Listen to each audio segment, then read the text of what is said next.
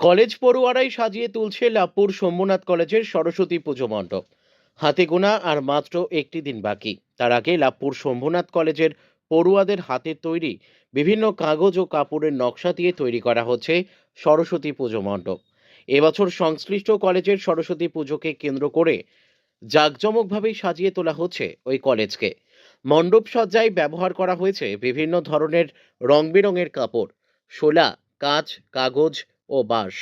এছাড়াও পড়ুয়াদের হাতে আঁকা বিভিন্ন ধরনের ছবি ও শোলার নকশার কাজ ও ব্যবহৃত করা হচ্ছে। সব দিকেই হাতে হাত লাগিয়ে পুজো মণ্ডপ সাজিয়ে তুলছে পড়ুয়ারাই।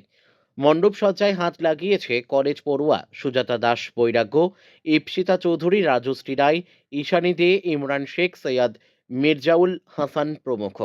তবে তাদের মধ্যে দুজন ইসলাম পড়ুয়াও এই মণ্ডপ সজ্জার কাজে হাত লাগিয়ে নজির স্থাপন করেছেন। কলেজ পড়ুয়া ঈশানী দে বলেন, হাতে সময় বেশি নেই, তাই জোর কদমেই প্রস্তুতি তুঙ্গে।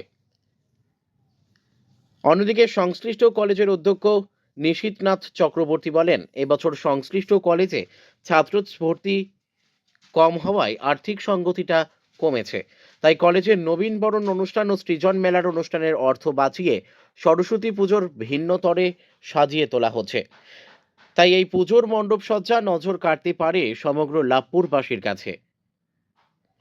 লাভপুর থেকে শুভদীপ গুইয়ের রিপোর্ট, বিগ নিউজ বাংলা।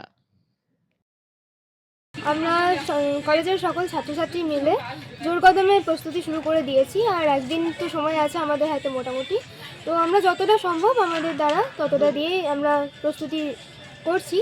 দেখা যাক কতটা হয়। কীভাবে সাজিয়ে তোলা হচ্ছে?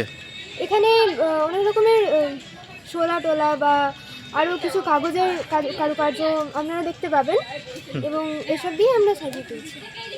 মানে এবছর কি জাঁকজমক রয়েছে পুজোকে ঘিরে? হ্যাঁ, এবছর জাঁকজমক অনেকটাই রয়েছে, আপনারা পরে ভিডিওতে আশা করি দেখতেও পাবেন।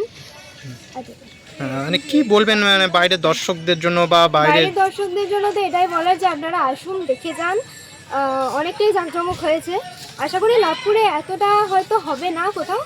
আপনাদের আমন্ত্রণ জানাচ্ছি, আপনারা এসে দেখে যাবেন অবশ্যই। মানে তাহলে বলা যেতেই পারে যে জোর কদমেই প্রস্তুতি চলছে। হ্যাঁ, জোর কদমেই প্রস্তুতি চলছে, যেহেতু সময় বেশি নেই। তোমার নামও করছে? আমার নাম ঈশানী দে। কলেজের ছাত্রী? হ্যাঁ, আমি কলেজেরই ছাত্রী, সেকেন্ড ইয়ার। সরস্বতী পুজো প্রতি বছরই আমাদের কলেজে খুব জাঁকজমকভাবেই হয়, এবং তার সঙ্গে আরও দুটো অনুষ্ঠান আমাদের কলেজে খুব ভালো করে হয়। সেটা হচ্ছে নবীনবরণ এবং সৃজন মেলা। আমাদের কলেজে বীরভূমের মধ্যে প্রথম আমরা সৃজন মেলা করি, হয়তো বর্ধমান ইউনিভার্সিটিতে অন্য কোনো কলেজেও এরকম হয় না।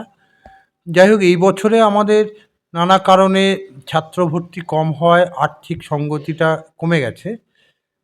ছেলে মেয়েদের কাছে আমি অনুরোধ করেছিলাম, বা আমার যারা ছাত্র সংসদের দেখাশুনো করে, যেহেতু ছাত্র সংসদ সরকারিভাবে নেই, ছাত্র সংসদ দেখাশুনো করার জন্য যে দুজন শিক্ষক আছেন, ডক্টর প্রদীপ বিশ্বাস এবং ডক্টর শৈলেন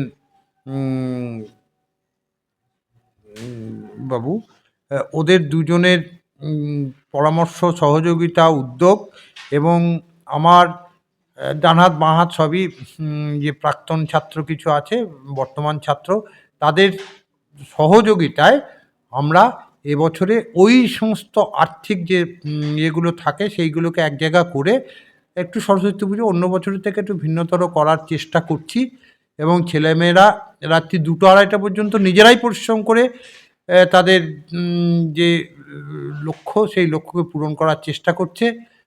আনুষ্ঠানিকতার থেকেও তাদের আন্তরিকতাটাই আমাকে মুগ্ধ করে।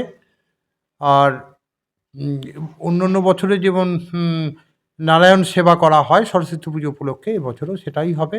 আমরা আশা করছি যে অন্য বছর যেমন 1100-1200 ছেলে মেয়ে বা স্থানীয় কিছু যারা আছে আমাদের কলেজে হিতাকাঙ্ক্ষী, তারা সবাই আসেন আমাদের এই সেবা অনুষ্ঠানে যোগ দিতে। এবারেও সেরকমই আসবে, আমরা সেইভাবেই প্রস্তুতি নিচ্ছি।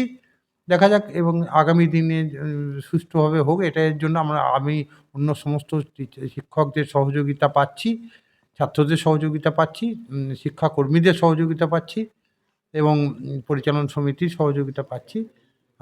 22 তারিখে আমার প্রেসিডেন্ট সাহেব, পরিচালন সমিতির সভাপতি, এখানে অভিজিৎ সিনহা মহাশয় আসবেন উদ্বোধন করার জন্য।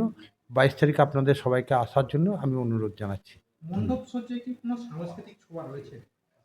মণ্ডপসজ্জাটা ভিন্নতর হবে, এক্ষুনি সব কথাটা তো বলতে পারছি না, কারণ একটা চমক দেওয়ার দাবি আছে ছেলেদের। সবটা আমি ডিসক্লোজ করতে পারবো না, এটা আমার অক্ষমতা। আপনারা 22 তারিখে আসুন, এলেই দেখতে পাবেন যে আমরা কি করতে চলেছি। আশা করছি মানে সংস্কৃতি সহ কলেজের উপযোগী করেই মঞ্চটা সাজানো হবে। মানে বীরভূমের যে লাল মাটি, সেই লাল মাটির ছোঁয়ায় মণ্ডপ তৈরি। আশা করছি সেরকমই দেখেই যাচ্ছে। এখনই আমরা সবটা বলবো না, আপনি বলতে চেষ্টা করালেও আমি বলবো না।